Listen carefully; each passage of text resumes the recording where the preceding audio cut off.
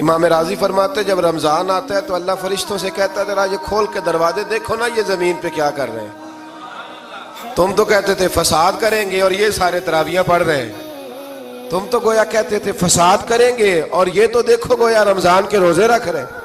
یہ تو میری یاد میں نکلے ہوئے ہیں. تم کچھ کہتے تھے اور دیکھو میں نے تمہیں کہا تھا نا جو میں جانتا ہوں وہ تم.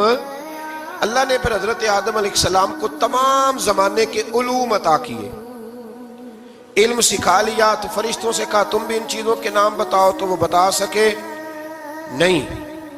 اللہ نے فرمایا اب اس طرح کرو، آدم کو سجدہ کرو. سب نے سجدہ کیا سوائے وہ. کہنے لگا یا اللہ صرف تجھے ہی کرنا ہے.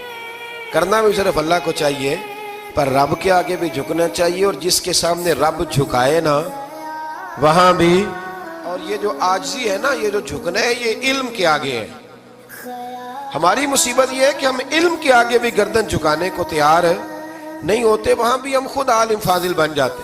تو فرمایا کہ سب سے کہا سجدہ کرو. سب نے سجدہ کیا سوائے ابلیس کے. تو پھر ہوا کیا وَكَانَ مِنَ الْكَافِرِينَ، وہ کافروں میں سے ہو گیا. پھر اللہ نے حضرت آدم کو اور جناب حوا کو نا مقام دے دیا جنت میں رہنے کے لیے، اور کہا سارا کچھ کھانا، درخت کے قریب نہ جانا.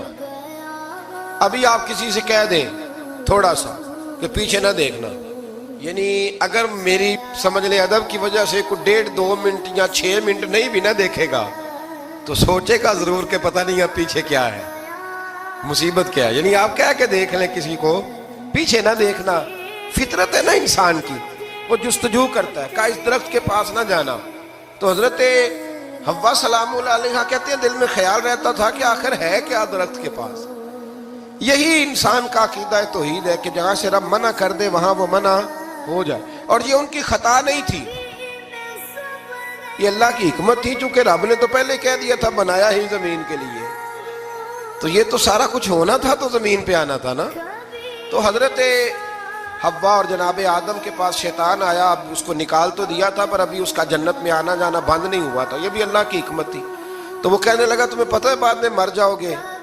تو حضرت حوا کہنے لگی کیا موت بھی آئے گی؟ کہاں، اس کی تکلیف بھی بڑی ہوگی، تو پھر بچیں گے کیسے؟ تو کہنے لگے پھل کھا لو اس درخت کا.